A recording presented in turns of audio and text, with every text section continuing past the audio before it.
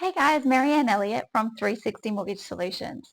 So today I wanted to talk to you about a really common thing I'm noticing in the market at the moment, and that is clients of mine who are wanting to sell their current property and then purchase the next one. Now, this can be a bit tricky. It's a little bit of a question of the chicken or the egg, which one comes first and what order to do it in. And there are several different ways that you can do it. So one of the ways I'm going to talk about today is what is called or what's known as a substitution of security.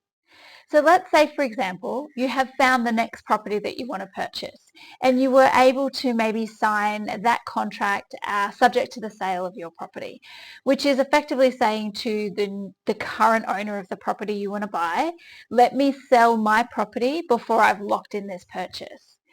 Now, the ability to do that means that you are not necessarily out of the market. You are just moving from one home to the next on the same day. The stress for that is that you are moving from one house to the next in the same day. I haven't moved home very often, and I don't want to do it anytime soon. It is a whole lot of work to pack up an entire house and move it in one day.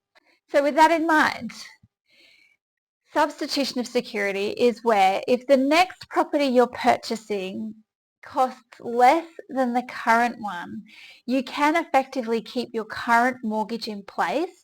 And look, this depends on who your lender is with as well. You can keep your loan in place and simply swap out the properties. So you'll take your current property off and then pop the new one on as security. So the bank keeps the loan in place, nothing changes, and the property security does. Now the benefits to this are, particularly in this market, I'm finding a lot of people aren't able to borrow what they could 1-2 years ago. So if you already have your loan in place and you're managing, it's not too tight, having to reapply might mean that you can borrow less. So rather than reapplying, you can simply swap out the securities and keep the current loan in place. Another beautiful thing I love about a substitution of security is you'll keep your current loan and your loan term. So purchasing a new property, often people will take another 30-year loan.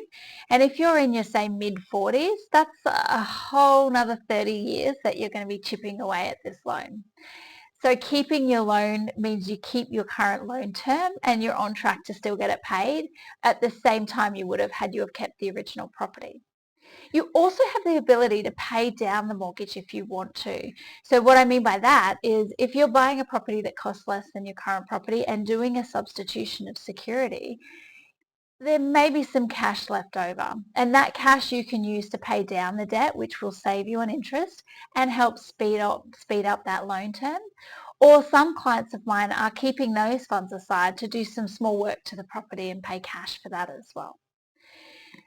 So there's a lot more to a substitution of security. In some cases, if you haven't found the next property you want to buy into yet, but you have sold and you want to keep the loan in place because you know that you may not necessarily get the next one approved, you can actually put those funds with most banks in.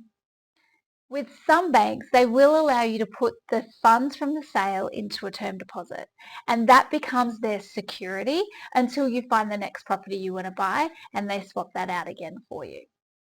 So guys, substitution of security, there's a whole lot more involved with it, and it is specific with your lender. So not all lenders offer it, but if you want to know more about your options for buying and selling, make sure you reach out to your broker and they can talk you through your options.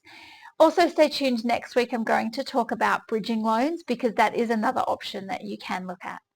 Otherwise, guys, that's it from me. Have a great day and I'll catch you next week.